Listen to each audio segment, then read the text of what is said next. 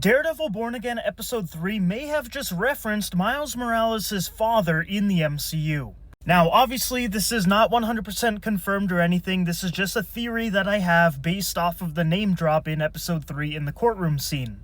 So I could be right, I could be wrong, but let's go ahead and talk about it.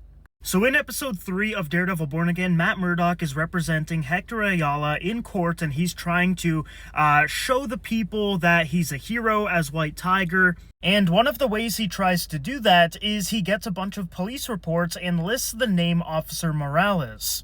And all of the police reports that he was talking about were painting White Tiger in a positive image. They were giving White Tiger credit as a vigilante and saying that they were helping the police. And in a precinct full of dirty cops, what cop is going to give credit to a vigilante when most of them don't like vigilantes and are going to enlist in the anti-vigilante task force for Fisk to hunt down vigilantes? I don't think there's going to be a lot of good cops in this precinct that are working alongside vigilantes and, giving them credit for helping to stop crime. So you're already pretty limited as to who is going to be in favor of the vigilantes, and I think name-dropping Officer Morales is very telling. Now, I know what some of you are going to say, oh, his last name isn't Morales, it's Davis, but it was changed. In Marvel Comics, Jefferson Davis actually did change his last name to Morales in Miles Morales Spider-Man number 22, and he also changed his last name in the animated Spider-Verse films. So it's really not that far-fetched to think that he would change his name in the MCU, why not? Especially if it's already been done in other mediums.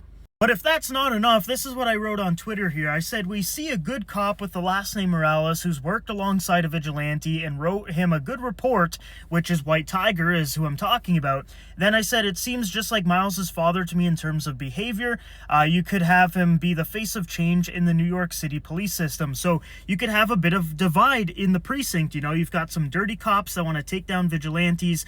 They might join the anti-vigilante task force, but then you've got some good cops, including Officer Morales, who want to work alongside the vigilantes and see that they're doing good in the city.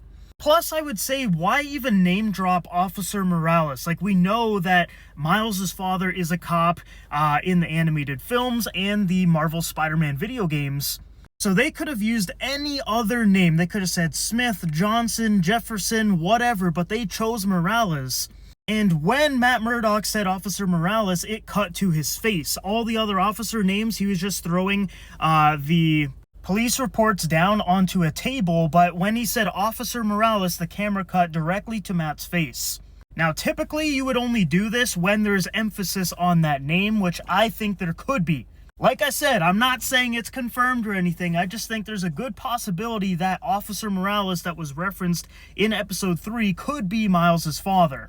Another reason why I think so is because Spider-Man 4 is right around the corner. This movie is supposed to come out within the next couple of years, and we know that Miles Morales is going to be coming to live action very soon, so if we're laying the groundwork now, having Miles Morales' father be part of the police force, maybe he crosses paths with Spider-Man at some point because Peter is now in New York City, I think that would be a great way to set it all up. You've got a good cop in Miles' father. He could be working alongside Spider-Man, form that relationship, and then eventually when Miles gets powers, his dad already kind of knows what the superhero life is about after interacting with Spider-Man and White Tiger and maybe some other vigilantes in New York.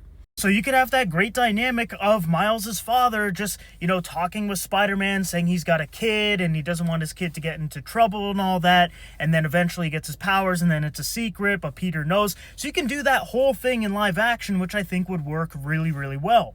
And I know some people are hating already on Twitter. I posted this theory and people were like, it's just a common name, there's nothing to it, but I'm like, but there could be. That's my point. I'm not saying it is 100% Mr. Morales, but I'm saying there's a good chance it could be a reference to him. And to say that there's no chance, I think is kind of insane. Because like I said, Spider-Man 4 is right around the corner. We know Miles is going to come into live action in the MCU and probably be in Avengers Secret Wars. And you've got to start laying the groundwork. So, to me it makes sense. And it could create a very good dynamic in Spider-Man 4 with Peter and Jeff. Plus, I could definitely see the whole anti-vigilante task force thing carrying over to Spider-Man 4.